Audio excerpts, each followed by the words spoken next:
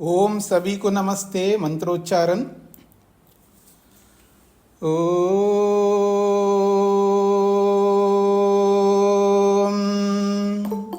सहनाववतु सहनौ भुनक्तु सह वीर्यं करवावहै तेजस्विनावधीतमस्तु मा विद्विषावहै। ओम शांति शांति शांति।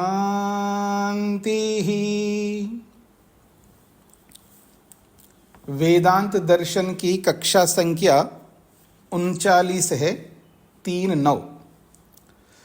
प्रथम अध्याय का तीसरा पाद चल रहा है और ब्रह्म सृष्टिकर्ता परमात्मा के विभिन्न नामों को लेकर के चर्चा हो रही है।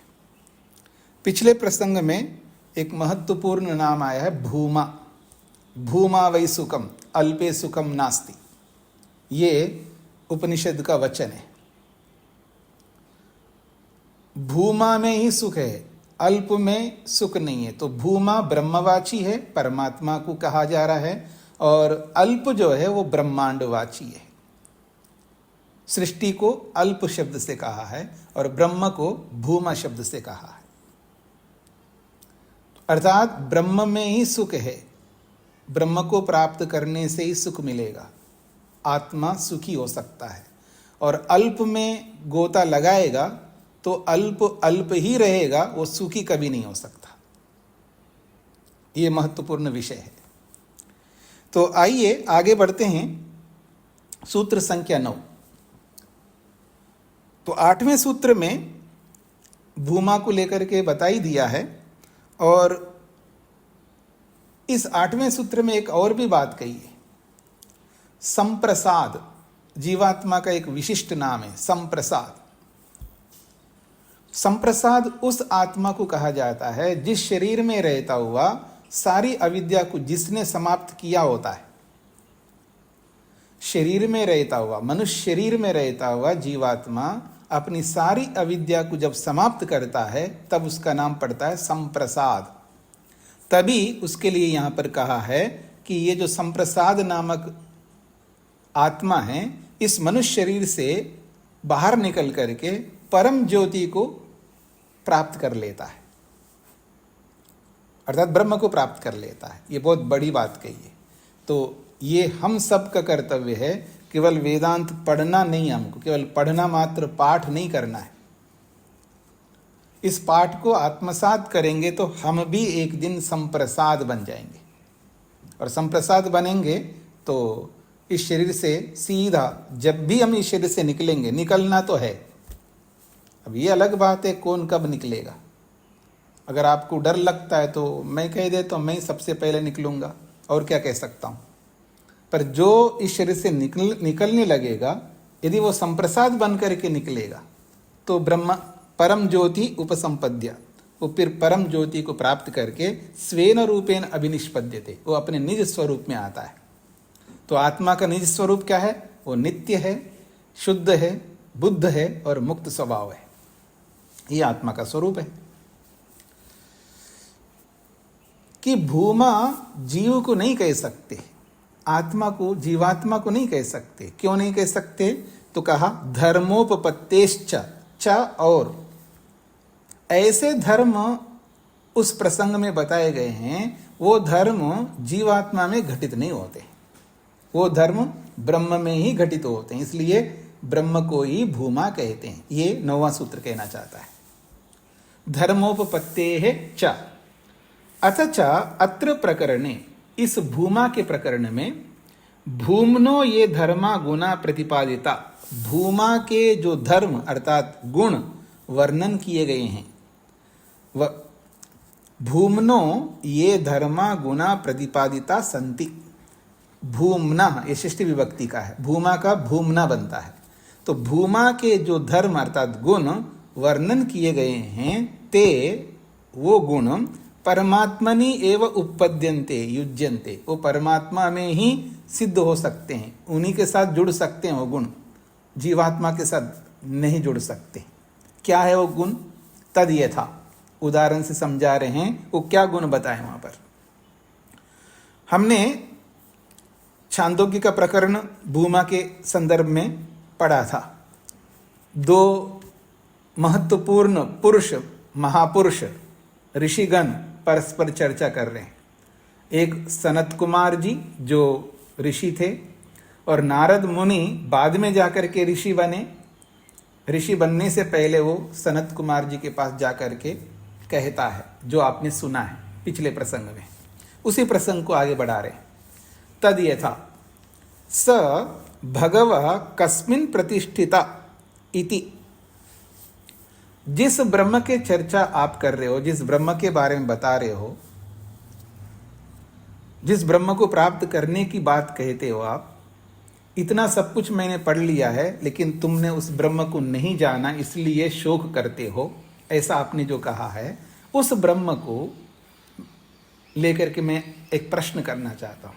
ये नारद मुनि कह रहे हैं सनत कुमार जी से। क्या? सह भगवा, भगवा ये भगवान नारद, ये भगवान सनत कुमार जी, भगवान शब्द से प्रयोग किया जा रहा है। ऋषि को भगवान भी कह सकते हैं, इसलिए आपने कभी सुना होगा भगवान दयानंद, ऐसा कुछ लोग बोलते हैं। जैसे भगवान महावीर, भगवान बुद्ध, ऐसे भगवान दयानंद कोई भी बोल सकता है, लेकिन भगवान बोलने मात्र से वो सृष्टिकर्ता बन जाए ऐसा नहीं। भगवान तो आप भी बन सकते हैं, क्यों जी? आप बन सकते हैं, भगवान नहीं। राजीव जी से पूछो, मैं क्या भगवान बन सकते हैं? बिल्कुल बन सकते हैं ना। रोज उठ करके हम यही तो बोलते हैं, भग एव भगवान अस्तु देवास्तेन वयम भगवन्तः स्याम। प्रातःकालीन मंत्रों में रोज हम प्रार्थना करते हैं, हे परमात्मा आप तो भगवान हो, मेरे को भी भगवान बनना है।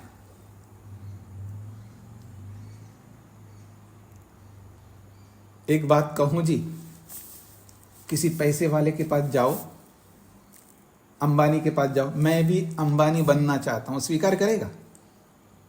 अगर मैं बन जाऊंगा तो फिर उसका नंबर नीचे हो जाएगा, अंबानी तो एक ही होगा ना जी।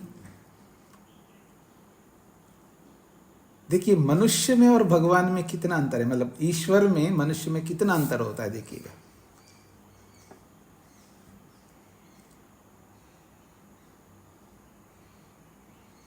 मैं भी आपकी तरह बनूं तो वो कौन स्वीकार करेगा? मनुष्य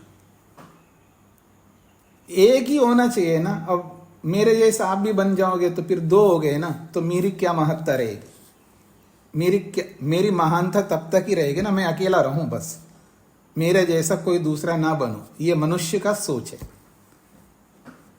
लेकिन परमात्मा क्या कहता है? भग एव भगवान अस्तु, आप तो भगवान हो, पर मैं भी भगवान बनना चाहता हूं। और परमात्मा क्या कहता? तथास्तु, बन जा, मेहनत करना पड़ेगा, करो ना मेहनत, बन जाओ मेरे जैसे। तो यहां कहा जा रहा है भगवः, हे भगवान, हे सनत कुमार जी, सह कस्मिन प्रतिष्ठिता। सह का मतलब वो ब्रह्म जो है वो किसमें प्रतिष्ठित है? अगर मैं ये पूछूं कि आप किसमें प्रतिष्ठित है, तो आप का कोई तो आधार होगा ना, जिस आधार में आप खड़े हो, आपका तो आधार है ना। देखिए हम सबका आधार कोई ना कोई होता है। मेरा आधार मेरे माता पिता होंगे, आपके आधार आपके माता पिता होंगे, उनके आधार उनके माता पिता होंगे, तो ऐसे ही सबका आधार होता है कोई ना कोई। लेकिन परमात्मा का कोई आधार नहीं होता है। और जिसका आधार होता ही नहीं हो और उसके बारे में प्रश्न करता है वो सनत कुमार जी से नारद जी, स कस्मिन प्रतिष्ठिता, वो जो भगवान है उसका कौन आधार है, वो किसमें प्रतिष्ठित है, वो किसके आश्रय से रहता है, ये प्रश्न है। वो किसके आश्रय से रहता है? तो उत्तर दे रहे हैं स्वमहिमनी, वो अपनी महिमा में प्रतिष्ठित है, वो खुद के अंदर प्रतिष्ठित है, उसके लिए कोई और दूसरा आश्रय नहीं चाहिए। स्वमहिमनी मतलब अपनी ही महिमा में वो प्रतिष्ठित है, अर्थात अपने आप में प्रतिष्ठित है, स्वयं स्वयं आश्रित है। ये बहुत बड़ी बात होती है। वो ईश्वर ही मात्र हो सकता है और कोई नहीं हो सकता। स्वमहिमनी, अपनी ही महिमा में वो प्रतिष्ठित है, ऐसा उत्तर देते हैं। तो परमात्मा एवं स्वमहिमनी प्रतिष्ठते, परमात्मा ही हो सकता है जो अपनी महिमा में प्रतिष्ठित हो सकता है, न तो जीवात्मा। जीवात्मा तो नहीं हो सकता। जीवात्मा कभी अपनी महिमा में प्रतिष्ठित नहीं हो सकता। वो तो कहते हैं तस्य परमात्मा आश्रयत्वा, तस्य उस जीवात्मा, परमात्मा के आश्रित होने से वो जीवात्मा अपनी महिमा में प्रतिष्ठित नहीं हो सकता। और जिस प्रसंग में भूमा को बोला जा रहा है वो भूमा अपनी महिमा में प्रतिष्ठित है, तो वो भूमा जीवात्मा नहीं हो सकता। ये प्रसंग है।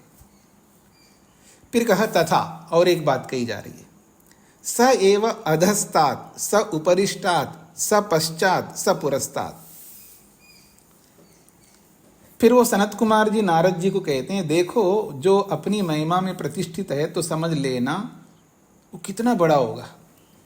ये तब कहा जा रहा है कि ये धरती किस में प्रतिष्ठित है, ये सूर्य किस में प्रतिष्ठित है, ये हमारा सौर मंडल किस में प्रतिष्ठित है, फिर हमारी जो आकाश गंगा है वो किस में प्रतिष्ठित है, वो किस में प्रतिष्ठित है, वो किस में प्रतिष्ठित है। ये सारा प्रसंग चला है वहां पर। और वो सारा प्रसंग ये उसमें प्रतिष्ठित है, वो इसका आधार वो है, इसका आधार वो है, इसका आधार वो, ये बताते बताते आगे अंत में रुक गए। अब तो कोई आधार ही नहीं रहा। तो उन सब का आधार परमात्मा है, ये बोल दिया उन्होंने।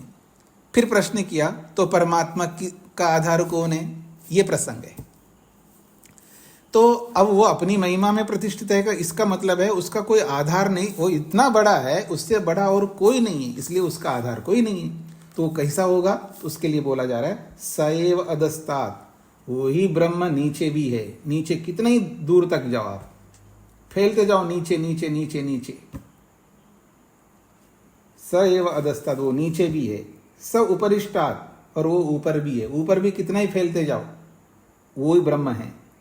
स पश्चात, वो पीछे भी है। स पुरस्तात्, वो सामने भी है, सब जगह है। तो कह रहे हैं परमात्मा एवं सर्वासु दिक्षु विभु रूपत्वाद वर्तते न जीवात्मा। ये परमात्मा ही वो ऐसा व्यक्ति है जो सभी दिशाओं में व्यापक रूप से विद्यमान है, न जीवात्मा। जीवात्मा ऐसा हो नहीं सकता। तस्माद, इसीलिए अत्र प्रकरणे भूमा परमात्मा एवं विज्ञेया, इसलिए इस उपनिषद के प्रकरण में जो भूमा शब्द से कहा जा रहा है वो परमात्मा को ही जानना चाहिए, जीवात्मा नहीं हो सकता। सूत्रार्थ, भूमा शब्द से जो धर्म कहे गए हैं, भूमा शब्द से जो धर्म कहे गए हैं, भूमा शब्द से जो धर्म कहे गए हैं, भूमा शब्द से जो धर्म कहे गए हैं वे धर्म ब्रह्म में ही घटित होते हैं। वे धर्म ब्रह्म में ही घटित होते हैं। वे धर्म ब्रह्म में ही घटित होते हैं। इसलिए भूमा शब्द जीव का ना होकर, इसलिए भूमा शब्द जीव का ना होकर, इसलिए भूमा शब्द जीव का ना होकर ब्रह्म का ही नाम है।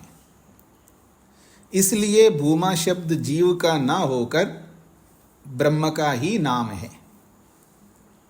भूमा शब्द से जो धर्म कहे गए हैं वे धर्म ब्रह्म में ही घटित होते हैं। इसलिए भूमा शब्द जीव का ना होकर ब्रह्म का ही नाम है। तो भूमा का प्रसंग पूरा हो गया जी। अब एक और नाम को लेकर के चर्चा हो रही है और ये भी नाम बहुत महत्वपूर्ण है, अक्षरम।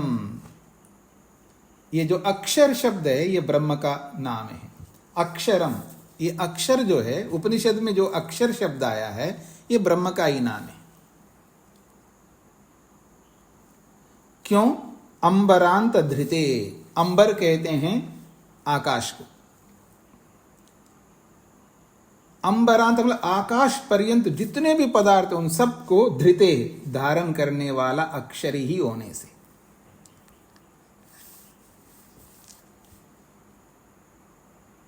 अब आप मेरी ओर देखिएगा, जीव भी अक्षर है, सत्व भी अक्षर है, रज भी अक्षर है और तम भी अक्षर है। अक्षर का अर्थ होता है जो नष्ट नहीं होता।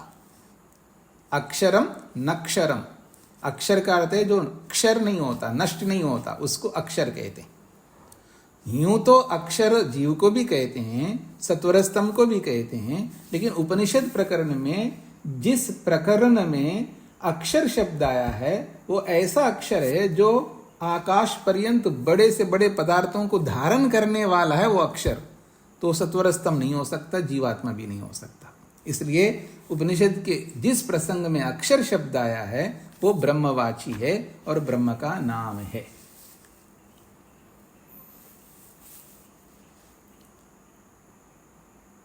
स्पष्ट हो गया जी? भाष्य को देखिएगा। क्वचित अध्यात्म ग्रंथे अक्षरम ब्रह्म नाम भवति। किसी उपनिषद में अक्षर शब्द आया है, वो ब्रह्म नाम, वो ब्रह्म का ही नाम होता है। कोई हाथ खड़ा कर रहे हैं क्या? जी। और अक्षर शब्द बहुत अच्छा नाम है परमात्मा का, क्योंकि वो नष्ट नहीं होने वाला है।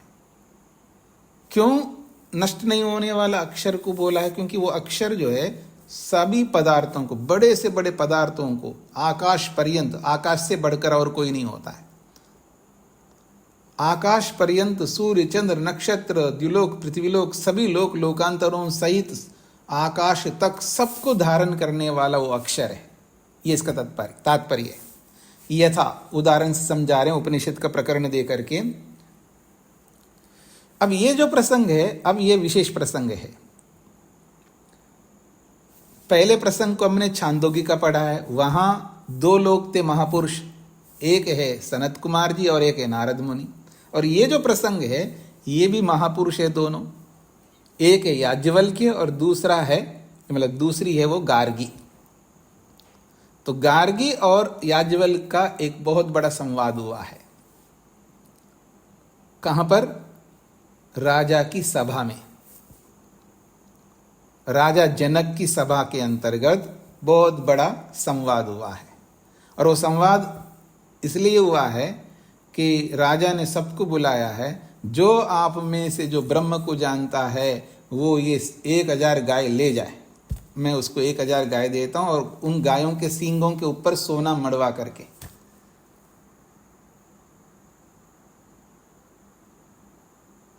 अब इतना सोना मिल जाए तो फिर क्या कहना है। और वैसे भी आज सोना क्या भाव में मिलता है जी, कमाल कर दिया सोने ने भी। हाँ जी, तो देखिएगा, कहते हैं कस्मिन्नु खलु आकाशा ऊतश्च प्रोतश्च। गार्गी प्रश्न करती है याज्ञवल्क्य जी से कि ये किसमें ओत प्रोत है, ये किसमें ओत प्रोत है, ये किसमें ओत प्रोत है। ऐसे करते करते करते आकाश तक पहुंच गई।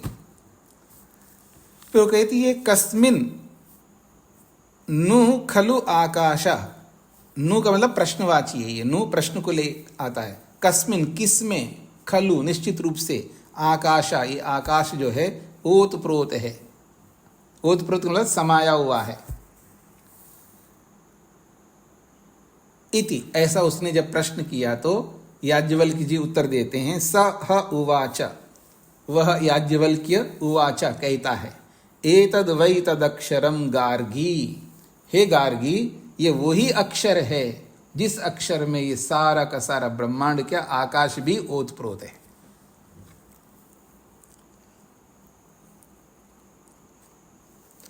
और केवल मैं ही नहीं कह रहा हूं, ब्राह्मणा अभिवदंती, बाकी सब ब्रह्मवेत्ता लोग भी कहते हैं। केवल मैं ही कह रहा हूं ऐसा नहीं है, ब्राह्मणा अभिवदंती, ऐसा ब्राह्मण लोग जो ब्रह्मवेत्ता लोग हैं ऐसा वो कहते हैं। और वो कैसा है वो अक्षर, उसके ऐसे विशेषण दिए हैं इस प्रसंग में, बहुत ही विशिष्ट विशेषण दिए हैं। यहाँ सारे नहीं गिना है, कुछ ही गिना है। वो कैसा है जी?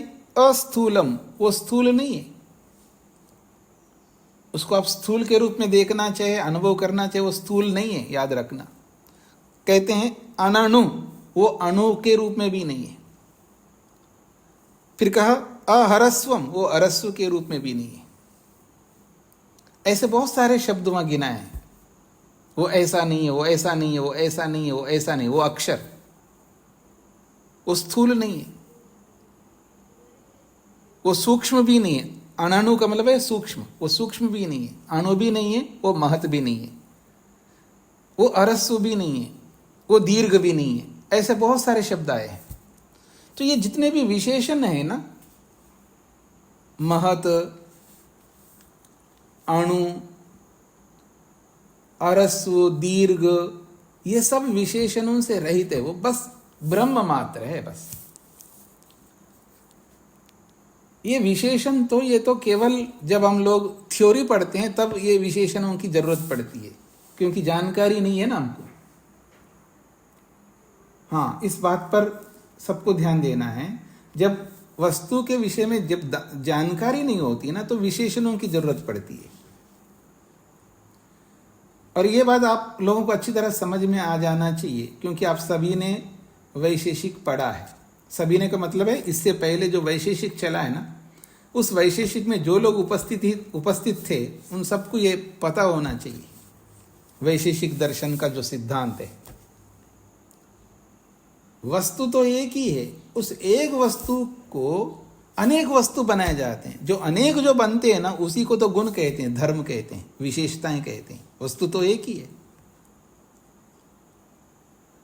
जब वस्तु को एक के रूप में देखोगे तो फिर विशेषण की आवश्यकता नहीं है। इसलिए योग दर्शन आपने तो पढ़ा है ना। आप बोल रहे हो आत्मा की चेतनता, अरे आत्मा ही तो चेतन है, चेतन ही तो आत्मा। फिर आत्मा की चेतनता का मतलब है दो तो हो गए, वहां पर दो नहीं है। सोने की अंगूठी, पत्थर की मूर्ति, अरे मूर्ति ही पत्थर है और पत्थर ही मूर्ति है। सोना ही अंगूठा, अंगूठी अंगूठी सोना है, एक ही तो वस्तु है। दो कैसे बना रहे हो आप? क्योंकि संबंध दो के बीच में होता है ना। मेरा घर, आपका घर, आपकी घड़ी, यहां संबंध है ना। जहां संबंध होता है दो वस्तुओं के बीच में संबंध होता है, तो यहां तो एक ही वस्तु है। तो ये सारे विशेषणों को हटा करके देखो, बस एक मात्र है। अग्नि की उष्णता कहो, उष्णता ही अग्नि है, कोई दोनों अलग अलग नहीं है, एक ही है। बस अग्नि का मतलब अग्नि, विशेषण रहित है वो। जब आप अग्नि का प्रत्यक्ष करोगे तो आपको ये जरूरत नहीं है कि अग्नि की उष्णता, ऐसा जरूरत नहीं है, ऐसा मन में लाने की जरूरत नहीं है। आप क्या देख रहे हो? अग्नि का प्रत्यक्ष करो, अग्नि बस एक ही के रूप में दिखाई दे रहा है। अग्नि वहां विशेषण की आवश्यकता नहीं है। विशेषण की आवश्यकता वहां पड़ती है जब व्यक्ति जानता नहीं है उस वस्तु को, तब उसको विशेषणों से बताया जाता है। अग्नि उसे कहते हैं जिसमें ऊष्मता होती है, जिसमें हीट होता है, इसमें गर्मी होती है।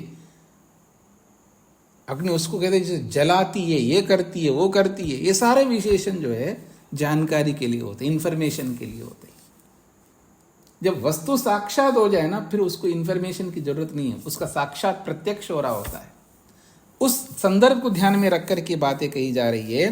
ब्राह्मण अभिवदंती, ब्रह्मवेत्ता लोग कहते हैं वो अक्षर कैसा है? अस्थूलम, वो स्थूल नहीं है। अणनु, वो अणु नहीं है।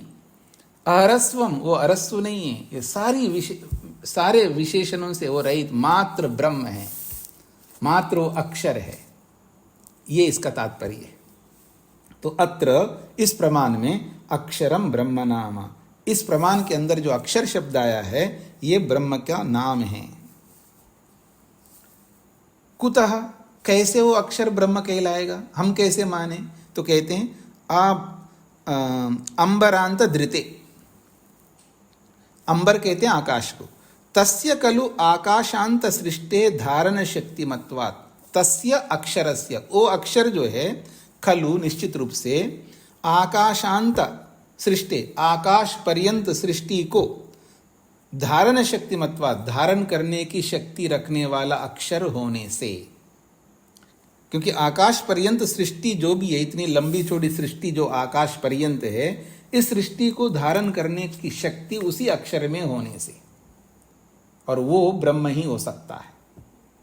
तत्र गार्गी पृच्छति, फिर गार्गी और पूछती है, अर्थात इस प्रसंग को जो बताया ना, ऊपर जो बताया, इस प्रसंग से पहले वो गार्गी पूछती रहती है ऐसा ऐसा, उसको दोबारा दोहरा रहे हैं, यानी शुरू से दोहरा रहे हैं। तत्र गार्गी पृच्छति, गार्गी ने प्रश्न किया, यद ऊर्ध्वम याज्ञवल्क्य दिवः, यद ऊर्ध्वम याज्ञवल्क्य दिवो, ये संधि कारण से दिवो हो रहा है, संधि को हटाएंगे तो दिवः ऐसा बनेगा। यद ऊर्ध्वम याज्ञवल्क्य दिवः, ये याज्ञवल्क्य बताइए, याज्ञवल्क्य ये संबोधन में, हे याज्ञवल्क्य ये बताइए, दिवः यद ऊर्ध्वम, इस दिलोक से भी ऊपर कौन है? दिवा दिलोक, दिलोक के ऊर्ध्वम ऊपर कौन है ये बताइए याज्ञवल्क्य, ऐसा वो प्रश्न करती है। फिर कहते हैं यद अवाक पृथिव्याः, पृथिव्याः यद अवाक, जो पृथ्वी के अवाक नीचे, पृथ्वी के नीचे जाते जाओ तो पृथ्वी के नीचे कौन है? फिर कहा है यद अंतरा द्यावा पृथ्वी इमे, इमे द्यावा पृथ्वी यद अंतरा, यद अंतरा का मतलब इन दोनों के बीच में, किन दोनों के बीच में? द्युलोक और पृथ्वी लोक के बीच में कौन है? फिर कहा यद भूतम भवत च भविष्यत च इति आचक्षते, जो भूत के रूप में कहा जाता है, यद भूतम जो भी भूत है भूतकाल, और यद भवत, भवत कहते हैं वर्तमान, जो वर्तमान है, च और भविष्यत, भविष्यत च और जो भविष्यत काल है, जो भूतकाल आचक्षते, भूतकाल के रूप में कहा जाता है, जो भवच्च आचक्षते जो वर्तमान काल कहा जाता है, और जो भविष्यत काल कहा जाता है, ये तीनों काल और ये दिलोक पृथ्वीलोक और इन दोनों के बीच में ये सब के सब जो कुछ है, ये सब कस्मिन तद ओतम प्रोतम चैति, ये सब के सब किस में ओत प्रोत है?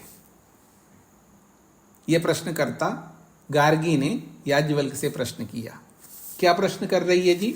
वो कर रही है कि जो द्युलोक के नीचे है, द्युलोक के नीचे भी है और पृथ्वीलोक से ऊपर भी है, और द्युलोक और पृथ्वीलोक के बीच में भी है, इसके अलावा जो भूत है, जो वर्तमान है, जो भविष्य है, ये सब के सब कस्मिन तद ओतम प्रोतम चैति, ये सब के सब किस में ओत प्रोत है?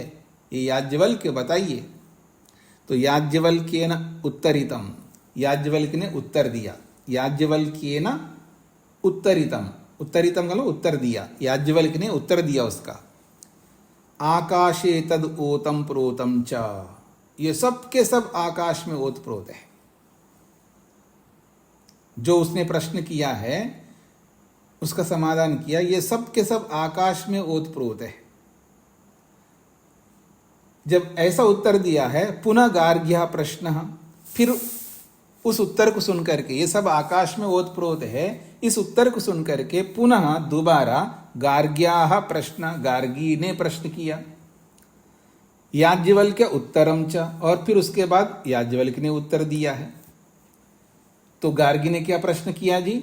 कस्मिन्नु खलु आकाश ओता प्रोतश्च, आपने कहा ये सब के सब आकाश में ओत प्रोत है, तो ये बताइए फिर वो आकाश किस में ओत प्रोत है? ये प्रश्न है। सह उवाच, फिर वो याज्ञवल्क्य ने उवाच उत्तर दिया। क्या उत्तर दिया है? एतद् वै तदक्षरम गार्गी, ये गार्गी ये वही अक्षर है जिस अक्षर में आकाश भी ओत प्रोत है। ऐसा केवल मैं ही नहीं कह रहा हूं, ब्राह्मणा अभिवदन्ति, ब्राह्मण लोग भी कहते हैं, क्योंकि वो अस्थूल है, वो अणु है, वो अहरस्व है। जो पीछे उत्तर दिया था वो उत्तर, उस उत्तर को प्रारंभ में भी बोल दिया है, फिर उसको बताया है विधि पूर्वक। जैसे आजकल पिक्चर सीरियलों में भी होता है ना जी, पिक्चर को प्रारंभ करता है उसको मरता हुआ, दिखा दिया, फिर उसके बाद पीछे चले जाते हैं, फिर उसकी सारी स्टोरी सुनाते हैं, फिर वही घटना अंत में सुनाते हैं। वैसा ही यहाँ पर भी है। पिक्चरों में मतलब जो भी नाटक पिक्चर के रूप में, सीरियल के रूप में जो आते हैं ना, उसका इंस्पिरेशन कहाँ से आया जी, प्रेरणा कहाँ से लिया है? वेदों से ही है। वेदों में भी नाटक होते रहे, उपनिषदों में, ब्राह्मणों में, क्योंकि इन सब ग्रंथों को नाटकीय ढंग से ही समझाया जाता है। और नाटकीय ढंग से जब समझाया जाता तो आसानी से मनुष्य के दिमाग में वो बैठ जाता है, और ऐसा बैठ जाता है एक बार सुन ले जीवन भर भूलेगा नहीं। बस ये नाटक तो आप भूल जाएंगे, ये भी नाटक है लेकिन ये नाटक तो आप भूल जाएंगे क्योंकि ध्यान से सुनते नहीं ना आप। लेकिन वो नाटक तो एक बार याद कर लेते हैं आप, सुन लेते हैं और एक बार याद रखते हैं आप लोग। पता नहीं कैसे दिमाग है आदमी का। बड़े बड़े विद्वान हुए हैं, इतनी बढ़िया नाटक सुनाते हैं, वो हमको याद नहीं रहता है। और पता नहीं कोई सुनाता है, पैसा भी लेता है वो बहुत ज्यादा, और फिर सुनाता है, उसको याद रखता है व्यक्ति। ठीक है जी। हाँ जी, मैं आगे बढ़ रहा हूं जी। तथा एतस्मिन् नु खलु अक्षरे गार्गी। और आगे याज्ञवल्क्य जी बोल रहे हैं, एतस्मिन् नु खलु अक्षरे गार्गी। ये गार्गी इसी अक्षर रूपी ब्रह्म में, आकाशा ओतश्च प्रोतश्च। हे गार्गी, इसी अक्षर रूपी ब्रह्म में ही आकाश ओत प्रोत है। फिर आगे कहते हैं, एवं पृथिव्यादे आकाश पर्यंतस्य धारणात्। एवं इस प्रकार से पृथिव्यादे है, पृथ्वी आदि से लेकर के आकाश पर्यंतस्य, आकाश पर्यंत समस्त बड़े बड़े पदार्थों का धारणात्, धारण करने के कारण से, तद धारयित्री रूपम अक्षरम, उन सबको धारण करने स्वरूप कौन है? वो अक्षर है। वो अक्षर कौन है? ब्रह्म एव भवितुमर्हति। ऐसे इतने बड़े बड़े पदार्थों को धारण करने वाले ब्रह्म ही हो सकता है। केवल छांदोग्य में भी ऐसा कहा, छांदोग्य में ही ऐसा कहा ऐसा नहीं है, अन्यत्र उपनिषदि च, और दूसरी उपनिषद में भी ऐसा ही कहा है। ये न अक्षरम पुरुषम वेद सत्यम, ये मुंडक का है। वो पीछे का प्रसंग है। इन सब कारणों से, ये ना इन सब कारणों से या इस कारण से, अक्षरम पुरुषम सत्यम वेद, ये अक्षर के विशेषण है। सत्यम पुरुषम, वो अक्षर कैसा है? वो अक्षर वो पुरुष रूपी अक्षर है, और ऐसे ही पुरुष रूपी अक्षर नहीं है। सत्यम पुरुषम अक्षरम, जो सत्य अविनाशी पुरुष को वेद जो जानता है वही बेड़ा पार कर सकता है। जो सत्य ब्रह्मांड रूपी पुरी में रहने वाले, पुरुषम को कहते हैं पुरुषयाद पुरुषा, इस ब्रह्मांड रूपी पुरी में रहने वाले सत्य स्वरूप जो अविनाशी अक्षर को वेद जानता है, वही तो अपने प्रयोजन को पूरा कर सकता है। अच्छा, उपनिषदों में ही अक्षर शब्द से ब्रह्म को कहा हो ऐसा नहीं है। फिर कैसा है जी? तो कहते हैं, वेदे अपि अक्षरम ब्रह्म नाम आगतम। वेद में भी अक्षर से ब्रह्म को ही कहा गया है। और ये प्रसिद्ध मंत्र हैं, आप सत्यार्थ प्रकाश में भी पढ़ा हो आपने। कहा, क्या कहा है? ऋचो अक्षरे परमे व्योमन यस्मिन् देव अधि विश्वे निषेदु यस्तन्न वेद तम यस्तन्न वेद किम ऋचा करिष्यति ये इत्तद विदु ते इमे। और वो आगे का मंत्र है, बहुत बहुत अच्छा मंत्र है। मंत्र का शब्द है ऋचो अक्षरे परमे व्योमन यस्मिन् देवा अधि विश्वे निषेध। ये पहली पंक्ति है, दूसरी पंक्ति नहीं दी है यहाँ पर। कहते हैं ऋचः, ऋचा कहते हैं ऋग्वेद आदि शास्त्र, वेद, ऋचा का अर्थ है वेद। वेद के द्वारा प्रतिपादित या वेद के द्वारा प्रतिपादित अक्षरे, अक्षर रूपी परम श्रेष्ठ व्योमन, आकाश के समान, जो आकाश के समान उत्कृष्ट अक्षर रूपी ब्रह्म में, ऐसा अर्थ है।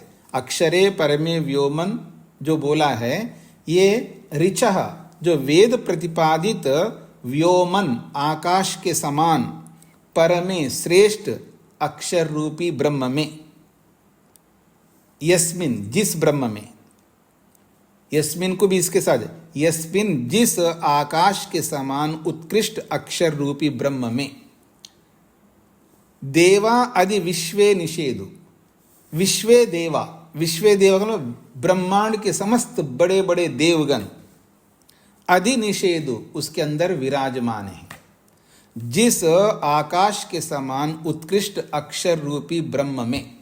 और ये बात कौन बता रहा है? ऋचः, वेद। वेद के माध्यम से, यानी वेद ये कहता है कि जिस व्यापक श्रेष्ठ ब्रह्म के अंदर विश्वे देवा, सारे के सारे देव आदि निषेधु विराजमान होते हैं।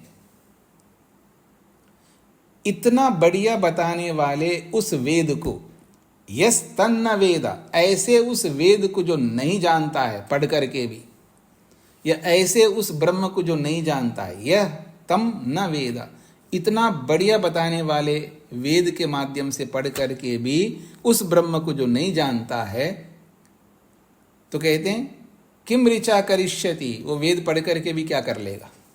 बेकार आदमी है।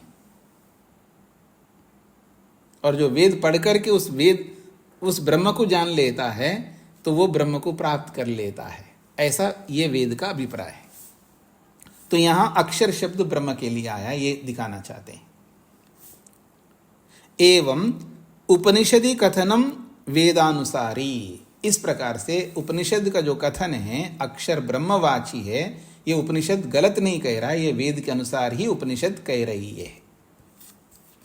हाँ जी, सूत्रार्थ, अक्षर ब्रह्म का नाम है, अक्षर ब्रह्म का नाम है, अक्षर ब्रह्म का नाम है क्योंकि आकाश पर्यंत बड़े बड़े पदार्थों का, क्योंकि आकाश पर्यंत बड़े बड़े पदार्थों का, या को लिख सकते हैं क्योंकि आकाश पर्यंत बड़े बड़े पदार्थों को धारण करने वाला, क्योंकि आकाश पर्यंत बड़े बड़े पदार्थों को धारण करने वाला ब्रह्म को ही कहा गया होने से, क्योंकि आकाश पर्यंत बड़े बड़े पदार्थों को धारण करने वाला ब्रह्म को ही कहा गया होने से। अक्षर ब्रह्म का नाम है क्योंकि आकाश पर्यंत बड़े बड़े पदार्थों को धारण करने वाला ब्रह्म को ही कहा गया होने से। शोभा जी को क्या कहना है? नमस्ते स्वामी जी। जी स्वामी जी, क्या कोई पूरी तरह से उस ब्रह्म को जान पाए? हाँ जी, क्या कोई पूरी तरह से ब्रह्म को जान पाए? पूरी तरह का मतलब क्या कहना चाहते हैं आप? मतलब जो उसका असली स्वरूप है, क्या कोई भी ऐसा है जो जानता है पूरी, मतलब कहे कि मैं बिल्कुल ठीक ठीक जानता हूँ? नहीं, असली स्वरूप का मतलब थोड़ा विस्तारिए ना, एक्सप्लेन करिए ना। असली स्वरूप का मतलब क्या कहना चाहते हैं आप? मतलब कि वो ब्रह्म क्या है 100% कोई जानता है उसको? हाँ, अब आपने ठीक प्रश्न किया। तो 100% को भी अगर आप खोलना चाहे तो अनंत ब्रह्म को अनंत के रूप में कोई जानता है, ये आपका प्रश्न है ना। तो आप बताइए, शांत व्यक्ति, एकदेशी व्यक्ति, अल्पज्य व्यक्ति सर्वज्ञ व्यक्ति को सर्वज्ञता से अनंत रूप से कैसे जान पाएगा? आप ये बताइए। नहीं जान सकता। लेकिन जितना भी जानता है उतना हमारे लिए पर्याप्त है। जितना जानने से हमारा प्रयोजन सिद्ध होता है उतना तो जानना चाहिए हमको, उतना ही जान पाएगा। ठीक हो गया जी। आगे बढ़ता हूं जी मैं, अगला सूत्र। अब अभी तक जो बात कही गई है 10वें सूत्र में, वो सबको धारण करता है, वो सबको धारण करता है, इसलिए वो अक्षर ब्रह्म का नाम है। तो कहते हैं केवल धारण ही थोड़ा करता है, और भी तो करेगा ना। तो उसके लिए बोला जा रहा है 11वां सूत्र, सच प्रशासनात्। वो जो धारण करने की जो शक्ति है वो केवल धारण करने शक्ति मात्र ही नहीं है उसके अंदर, वो शक्ति प्रशासन भी करती है, अर्थात शासन भी करती है, उनका नियमन भी करती है। अर्थात परमात्मा केवल सबको धारण मात्र नहीं करता, वो सब पर शासन भी करता है। शासन समझते हैं ना जी? शासक किसको कहते हैं? किस चिड़िया का नाम है शासक? जो शासन करता है। शासन में क्या होता है? नियमन करना होता है। इधर देखो, उधर इधर मत देखो, ये है शासन। पढ़ाई करो, स्वाध्याय करना बंद मत करो, ये शासन है। चलाता है सबको, नियम में चलाने वाला होता है शासक। तो केवल धारण मात्र नहीं करता है, वो नियमन करता है, शासन करता है हम पर। तो यही बात 11वें सूत्र में कहा है, सा च प्रशासनात्। सा च अंबरांत धृति आकाशांत धारण शक्ति।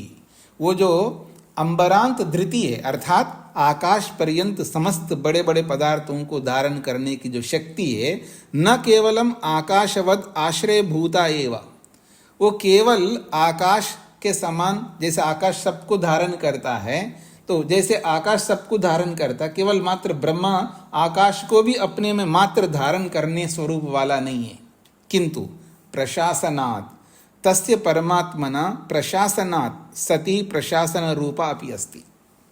क्योंकि वो परमात्मा प्रशासन करने के कारण से वो प्रशासन स्वरूप भी, अर्थात उन सबका नियमन, सबका पालन पोषण भी करता है। ये इसका तात्पर्य है। तथा च उच्यते, ऐसा ही वहां उस प्रसंग में कहा गया है। क्या कहा? एतस्य व अक्षरस्य प्रशासने गार्गी सूर्या चंद्रमसो विद्रितौ तिष्ठतः।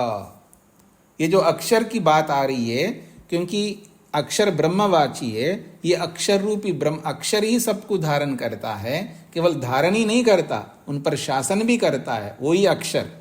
तो कहते हैं एतस्य व अक्षरस्य प्रशासने गार्गी, ये गार्गी इसी अक्षर रूपी परमात्मा के प्रशासन में सूर्या चंद्रमसो विद्रितो तिष्ठता, सूर्य और चंद्र भी धारण किए हुए विद्यमान हैं, और उस सूर्य और चंद्र का वो शासन करता है।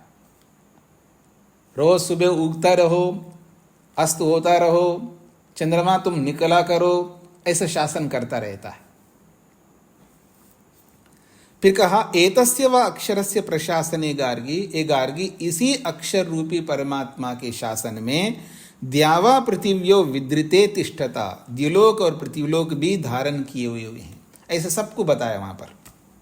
तस्माद, इसलिए अक्षरम तद ब्रह्म एव भवितुमर्हति, जो अक्षर है, जो सबको धारण करता है और धारण के साथ साथ उनका शासन भी करता है, वो ब्रह्म ही हो सकता है, न प्रकृति हो सकती है, न जीव हो सकता है। इसका तात्पर्य है। हाँ जी, सूत्रार्थ। और पृथ्वी से लेकर आकाश पर्यंत पदार्थों को, और पृथ्वी से लेकर आकाश पर्यंत पदार्थों को, और पृथ्वी से लेकर आकाश पर्यंत पदार्थों को, और पृथ्वी से लेकर आकाश पर्यंत पदार्थों को धारण करने का सामर्थ्य के साथ साथ, धारण करने का सामर्थ्य के साथ साथ, धारण करने का सामर्थ्य के साथ साथ, और पृथ्वी से लेकर आकाश पर्यंत पदार्थों को धारण करने का सामर्थ्य के साथ साथ उनका शासन भी अक्षर करता है। या ऐसा भी लिख सकते हैं, उनका शासन भी अक्षर रूपी ब्रह्म करता है। उनका शासन भी अक्षर रूपी ब्रह्म करता है। यह ब्रह्म ही करता है, ऐसा भी कह सकते हैं, अक्षर रूपी ब्रह्म ही करता है। उसका शासन भी अक्षर रूपी ब्रह्म ही करता है। और पृथ्वी से लेकर आकाश पर्यंत पदार्थों को धारण करने का सामर्थ्य के साथ साथ उनका शासन भी अक्षर रूपी ब्रह्म ही करता है। हाँ जी, शकुंतला जी। जी नमस्ते स्वामी जी। जी, स्वामी जी यहाँ सा शब्द क्यों आया है? सा धारण शक्ति, भाष्यकार ने स्पष्ट किया ना, साच अंबरांत धृति, अंबरांत धृति है ना, धृते शब्द आया ना, अक्षरम अंबरांत धृते, धृते में जो षष्ठी विभक्ति दी है या पंचम विभक्ति है, धृते में पंचम विभक्ति है, तो धृति धारण करने की शक्ति, इसलिए सा आया है। वो जो धारण, परमात्मा की जो धारण करने की शक्ति है, वो शक्ति केवल धारण ही नहीं करती है, वो शक्ति शासन भी करती है, ऐसा है।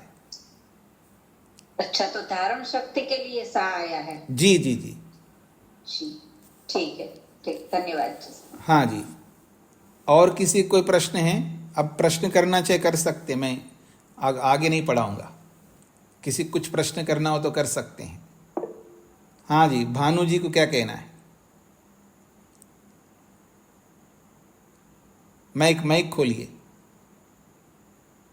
पिछले सूत्र में आपने बोला कि आपने बताया था कि ईश्वर अपने स्वरूप में प्रतिष्ठित होता है, तो आत्मा भी अपने रूप में प्रतिष्ठित होती है? नहीं होती है। वो अपने स्वरूप में प्रतिष्ठित तब होती है जब अविद्या को पूरा करवाता है भगवान, अविद्या को हटवाता है, इतने सारे साधन देता है, जो आज हमें मिले हुए साधन हैं, इन सब साधनों को पा करके फिर हम अविद्या को पूरा करते हैं, तब अपने स्वरूप में प्रतिष्ठित होते हैं हम लोग। परमात्मा ऐसा नहीं है, वो स्वतः ही स्वयं ही प्रतिष्ठित है। यहाँ हमें प्रतिष्ठित करवाता है अपने स्वरूप में, तब हम प्रतिष्ठित होते हैं। क्लियर हो गए जी? जी जी हाँ जी। और किसी का कोई प्रश्न है? कितना अच्छा प्रसंग चल रहा है जी ब्रह्म का। अच्छा लग रहा है आप लोगों को वेदांत? अच्छा लगने का मतलब अब आप ही जानो। हाँ जी, रेशा जी को क्या कहना है? ओम नमस्ते जी, अच्छा लग रहा। मेरे मन में ये आ रहा जी कि अक्षर शब्द को भी तो कहते हैं। हाँ, अक्षर शब्द को मैंने बोला ना, जीव को भी कहते हैं, प्रकृति को भी कहते हैं, तो प्रकृति के जितने भी शब्द है उनको भी कहेंगे, बिल्कुल कह सकते हैं। लेकिन इस प्रसंग में अक्षर ब्रह्म का वाची है जी। हाँ जी, उमा जी को क्या कहना है? स्वामी जी, ये प्रशासन रूपा अभी अस्थि ऐसे पढ़ेंगे, इसको कैसे पढ़ेंगे? सती प्रशासन रूपा, नीचे से चौथी है इसी सूत्र की, नीचे से चौथी लाइन है, सच है प्रशासन वाले सूत्र की। हाँ जी, उसमें कौन सी? ये सती प्रशासन रूपा। हाँ जी, सती, ये जो सती है ना, वो मतलब ये सती जो है, ये इसके लिए बोला जा रहा है, तस्य परमात्मना शासना सती प्रशासन रूपा अस्ति। प्रशासन रूपा स्त्रीलिंग में, इसलिए सती स्त्रीलिंग में है। पुल्लिंग में सन आता है, नपुंसकलिंग में सत होता है, और स्त्रीलिंग में सती आता है। होता हुआ, प्रशासन स्वरूप वाली, प्रशासन स्वरूप होता हुआ है, इसका तात्पर्य ऐसा होता है। तो इसको ऐसे नहीं, प्रशासन रूपा अपि अस्ति। हाँ जी, प्रशासन रूपा सती अपि अस्ति, प्रशासन स्वरूपा सती अपि अस्ति, ऐसा है। ठीक। अच्छा, शकुंतला जी को और पूछना था क्या? जी स्वामी जी। जी स्वामी जी, मैं ये पूछना चाहती हूँ कि भूमा शब्द का अर्थ तो विशाल ऐसा ही होता है ना, वैसे ब्रह्मवाची है, तो उसका अर्थ क्या होता है? बहुत, जिसके जो भी चीज बहुत बहुत वाली है उसको भूमा कहेंगे। जैसे आकाश बहुत है, बहुत बड़ा है, इसलिए वो विशाल है, भूमा है। पृथ्वी बहुत बड़ी है, इसलिए वो भी भूमा है। जो सबसे बड़ी है, विशाल है, उसको भूमा कह सकते हैं। जी जी, ठीक है, धन्यवाद। आदित्य जी को क्या कहना है? स्वामी जी, मैं कुसुम मित्तल। हाँ जी, हाँ जी। स्वामी जी नमस्ते। स्वामी जी, अविद्या को दूर करके ही जीवात्मा अपने स्वरूप में प्रतिष्ठित होता है ना? जी। तो मैं आज इतना ही रखता हूं जी। हाँ जी, निर्मला जी को क्या कहना है? नमस्ते स्वामी जी। जी। ये जो है इसमें 10वें में लास्ट में ये जो है ये ऋचो अक्षरे पन्ने व्यामन अस्मिन देवा अधि विश्व निषेध, ये थोड़ा सा बता सकते हैं? ऋचा का अर्थ होता है वेद। तो वेद ने ये कहा है कि हाँ जी। यस्मिन व्योमन परमे अक्षरे, जिस व्यापक रूपी श्रेष्ठ अक्षर में, ऋचा, ऋचा का मतलब वेद, वेद से ये पता लगता है कि जिस आकाश के समान परम श्रेष्ठ अक्षर में विश्वे देवा, सारे के सारे देव, बड़े बड़े पदार्थ, दिव्य पदार्थ अधिनिषेधु विराजमान होते हैं। ठीक हो गया जी? धन्यवाद स्वामी जी, धन्यवाद स्वामी। ओम शांति शांति शांति।